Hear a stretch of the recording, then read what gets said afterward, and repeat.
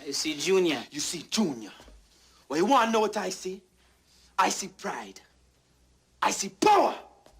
I see a badass mother who don't take no crap of nobody. You really see all that? Yeah, man. But it's not about what I see. It's about what you see. Now look in this mirror and tell me again what you see. Well, I see... Pride. Pride. Right. Power. Power. And I see... A badass mother who who don't won't take no crap off of nobody. Again. I see pride. Can't hear you. I see power. I see a badass mother who won't take no crap off of nobody. Once again. I see pride. Junior. I see power. I see a badass mother who won't take no crap off of nobody. That's right. Right. What's up, BuckToothBuccos? Oldmantup coming at you today with Week 4 GBA action against CrimsonCBAD. Detroit Steel Wings. They're 0-3, we're 1-2, and we don't want to be their first victory. So let's give a quick team preview here. He doesn't have Latios, which is fantastic because Draco Meteor destroys my team. Pretty much the only thing we're surprised outside of Crocodile. Really expected to see Crocodile because it does a number on my team. Doesn't have it, that's bueno. I don't have to worry about pursuit trapping as much. Still possibility to do it, but I don't see that happening now. So let's get into this battle. Whew. Pumped. Did you guys like that pregame speech? I did. He's going to lead off with Staraptor here. I'm going to lead off with Excadrill. I don't expect this thing to be max speed and Choice Scarfed because he doesn't need it for anything, really. But I missed Rock Slide turn 1, talked to him a little bit afterwards, watched his team builder, ran the calcs, wouldn't have KO'd. I took it at about 75 to 80% with the investment he has. Turns out he switches out here, fearing the Thunderbolt, and at this point I thought he was banded and not scarfed, which is why I'm going to go for the T-Bolt here. But what I realize is that later on, we'll explain that. He's going to take the T-Bolt here really well, and I don't want anything on my team taking a knockoff, so I stay in because I know I can take it, and not having the Life Orb really isn't going to hurt me as much at this point, so I'm going to knock off. Knock off his Assault Vest, so I'm expecting physical variant. Okay. Go for the Superpower here. I really thought he was going to switch, but he didn't, and that takes him way down to where he isn't going to switch in much on me. And he Bolt switches here. I'm like, okay, that's good. I should be able to survive that. 4 hit points. Week 4. Coincidence? I think not. 4 hit points survive. Post-Hardcore comes back up. I'm going to make T-Wave here because I need this thing paralyzed. Because at this point, I'm still thinking it's banded. I was expecting a quick attack again. But that doesn't happen. And he gets paralyzed on that turn. So I still don't know anything about this thing's set outside of the close combat. I mean, I'm going to assume Reckless Brave Bird double edge because no Intimidate. He brings us back out on my T-Bolt. And that is going to be the end of Electros, which is good because the only thing I really had to take care of this died turn 1. So going to bring out the cream cheese on Dino here. And I'm just like, okay, I need this thing because I think he's going to Heal Bell. And I'm at -1 defense and -1 attack, so I can't superpower this turn. He does Heal Bell. I know I can bring in Celebi, and I know I can set up rocks. Looking at his team, I don't think Celebi's going to do very much. Because the way I'm expecting his Suicune, I don't think I'm going to be able to beat it 1v1.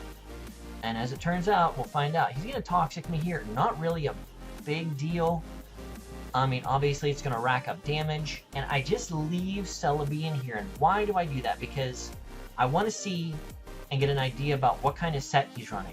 Now that does a lot of damage, but I am modest max special attack this week with max hit points. So I'm like, looks like he's max HP, max special defense. So that was good knowledge to have at this point, because it's going to help me with my calcs down the road. So, Toxic is starting to rack up, and I don't want to switch out because I know this thing's probably packing a Fairy move, is going to be my guess.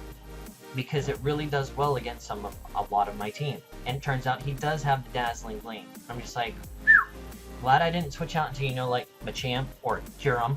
So, yeah, really glad about that. So now we're just going to stand and psychic this thing until it decides to do something other than Dazzling Gleam us. And we're going to hit it this time, and it's going to take it down to the point where if he doesn't switch out this turn, I will kill it with another Psychic. And I'm like, bueno. So that's good for me. So we see he does have the Wish here, which we expected. If you watch the team builder, we knew he was going to bring Cleric Audino because of the statuses we do like to spread on this team.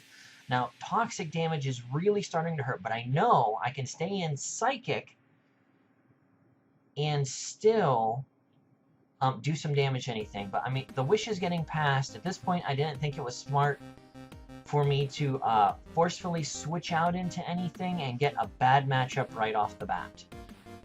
So, and at this point, I really wasn't saving Celebi for anything except for maybe switch fodder, which I will do on this turn. I'm going to switch out. And what are we going to switch out to? Maybe it's... Who could it be? The champ is here. My champ, making his appearance in GBA Season 5 for the first time. We're going to knock off here because we need to get rid of that pesky Eviolite. Now that's looking like just below a 2-hit KO, which is no bueno because he probably has rest. So he's going to go with the Infestation here. I'm like, well played, sir. And tried getting him to burn me. He wouldn't do it. He was smart to the fact that I would be a gut set. So that is good on CrimsonCBAD part, doing his homework. So he's going to go to sleep and completely heal himself, and that's no bueno for me. So I can't switch out here, so I'm going to keep going for knockoffs, hoping to get, wow, that was a really low roll. Hoping to get high rolls and hoping that I'd be able to 2-hit KO, but it doesn't look like that's going to be the fact here. So we're going to go for the knockoff here, and the champ proves why he's a champ, getting that clutch crit and taking down this Duskull. Overall, not sure how huge of an impact that had on this game. So you're going to bring out post-hardcore here, and I was expecting a U-turn, which I was thinking I would be able to survive. Max HP, Adamant, max attack, thinking I would be able to survive it and hit whatever came in with the close combat. So that was why Machamp went down there. That wasn't a misprediction or anything like that. Plus, I needed to be able to get Thunderous in safely and paralyze the crap out of this thing. Because once that happened, I knew it wouldn't be nearly as difficult to deal with, and as long as I could prevent Audino from heal-belling, I would be good. Now, anything I bring in at this point is going to be able to lay a huge hit on it, and even if he switches out, he's losing 25% when he comes back into Rock. So this thing, the threat that this thing poses diminishes greatly. Now, I don't want to Draco right off the bat. Even though we are specs, I don't want to Draco right off the bat and be forced to switch after this. Because most of the rest of his team has a really hard time dealing with Kyurem when it's specs. I mean, Dragon Pulse and Draco Meteor literally wipe out the rest of his team. 2-shot. Easy peasy lemon squeezy. So Audino is going to take this first one. And I had to get a max roll to kill. I mean, absolute max roll. So, I mean, that's middle of the road, maybe low. But, I mean, regardless, all he gets off is a Toxic. And I was really worried he was going to Dazzling Gleam me here. Not that I think it would have taken me out, but, you know, could have been bad. So, like I said, we are specs, and we are just going to keep going with this. Get a worthless crit there. Definitely proved we had more than enough to take it out after that first one. So, yes, stuff and things. And we're starting to get the Toxic damage. Now, he's going to bring in Hephaestus here, which makes me, and I'm specs, not Scarf. So, I'm not sure what he's going to be running right now. So I'm going to switch out and Scout. I'm going to go into Requiem, because I really think he's going for a fighting type move, because he kind of needs to at this point. Because if not, and Hephaestus was to go down at that point, dead. Went for Fake Out, so I know it's not choiced in any way, unless he's running something crazy. And I just stay in, go for the Scald, and this does negligible damage, which lets me know this is max HP Suicune. So I'm thinking, I don't want him setting up on me. I have Taunt. This set is made to handle Suicune. So he goes for the Calm Mind. I'm like, no problems. Set up the Taunt right off the bat. And that's what we do. Requiem gets a Taunt on this thing. Isn't going to be setting up any more Calm Minds, which makes this thing infinitely less threatening right away. But what I didn't know is he's packing the Shadow Ball, and I literally had to change my pants after Shadow Ball busted out, because I was just like, holy crap. But then Cursed Body pulls through. Cursed Body, 30% chance to happen, and it happened on the first attack that hit. Woo, woo, woo, you know it. So that was really big for me, because I don't know that I would have come back at this point. And what this is going to allow me to do is slowly get damage on this thing so I can bring something else in and just nail it. Because with that Shadow Ball, it kind of cleans up the rest of my team. I mean, he's got Ice Beam, he's got Shadow Ball.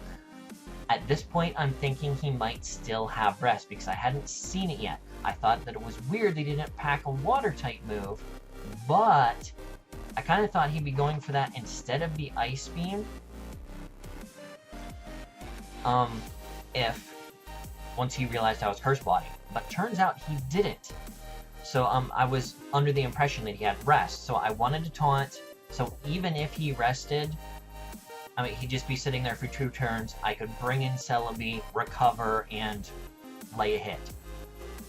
So Shadow Ball loses its disabled status at this point. So I switch out into Shrek. It's going to give me a free switch into my Kyurem, and he can't switch out at this point, because provided my attack hits, if he brings in Infernape, it's going down.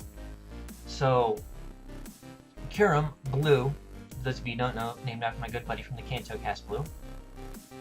Blue's going to come in here and just drop Dracos like it's nobody's business. Now, this is a Specs Draco Meteor. It was a very low probability. As a matter of fact, I'm not even sure it would have one shot at this point. That's right, the calc I ran was like just barely possible, but then I forgot he was at +1. So I was just like, wow. But at +1, we take that Ice Beam like it's nobody's business, which made me really happy. So, provided we hit another Draco Meteor, Blue racked up another kill. So that's actually 3 kills for Blue this week, my mistake. And that is all good in the hood, because it got Staraptor earlier, it got a Dino, and now it has Suicune. Thank you. So I don't want to risk switching out here. I mean, I could have predicting the fighting type move and gotten a higher try to play for different differential, but at this point I still don't know if he's carrying Grass Knot or Thunder Punch. I saw the Mac Punch and I'm just thinking, oh no, oh no. And at this point I know I have to recover. I have to, because if he has something that hits me, I'm at below half health, and if I don't recover, I'm going to be at less health. And it actually mattered, and let me tell you why it mattered. Because had I not, his next Stone Edge would have taken me out before, because a Scald, I think, had like a 0.5% chance to one hit at that point. And it turns out he had a little bit of HP, which I wasn't thinking about, so it would have not killed at all. So the fact that I went for a cover literally saved the match, and the fact that he didn't crit me with Stone Edge was great, and he didn't miss, which is also great. So we have defeated the one and only Detroit Steel Wings in CrimsonCBAD. I apologize, Crimson City, but we are taking the W. So the Pittsburgh Pirattatas have scored their 2nd victory. The first time in team history they have 2 victories in a season. So, what do Pirattatas do when they win? I'll tell you what they do.